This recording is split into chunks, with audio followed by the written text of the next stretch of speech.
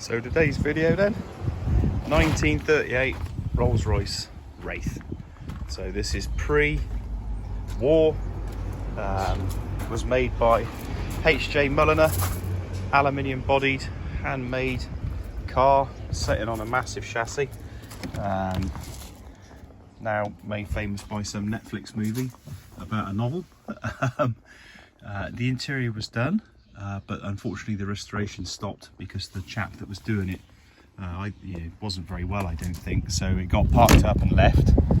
And I managed to buy it, well, swap it for a car that I swapped for another car anyway. Long story short, I took it on, but trying to keep the water out of it as best I can. It's usually covered up, but it will need restoration. But yeah, you can see a car, even in the where we think about sort of adjustable suspension. Well, 1938, hard or soft suspension, you could adjust the suspension on the car. Absolutely incredible. You could drop hydraulic rams down to change a tyre. You wouldn't need to take a jack. And this was in 1938, of course. Electric operated razor divide, which is up at the moment. Doors, this car's 80 years old, been left outside for years. Doors shut better than most modern cars. In we go. Oh. Plenty of room here in the luxuriant limousine body. Room for your top hat. And nice little touch here. There is a clock, including a little wind-up thing that pops out. It still works. And seats for, they think they called these staff seats.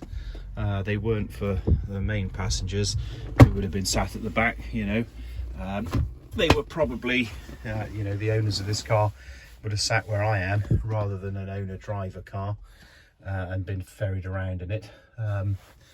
It was originally going to be Hooper bodied, but that got crossed out on its records and it went to HJ Mullliner.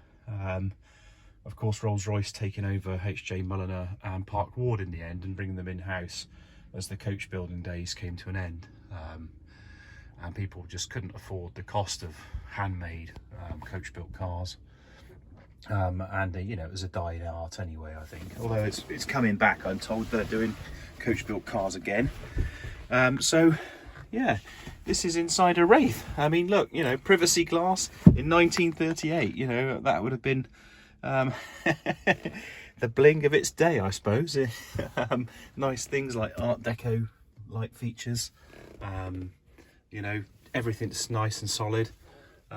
Just a lovely old motor car. I have the magnificent radiator and lights, and I'll do a separate video for that later, just to show how ridiculously over-engineered the Rolls-Royce radiator was in its day. They used to make them out of solid silver cores to stop the corrosion, because they didn't really have put antifreeze in those days, and it was a constant problem.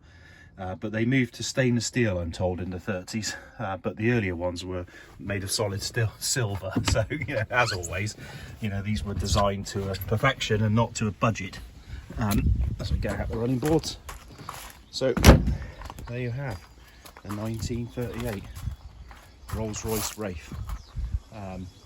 Hopefully one day you'll see it when it's all done up and tucked up in a nice warm garage. So just need to win the lottery. Anyway, ta-ra for now.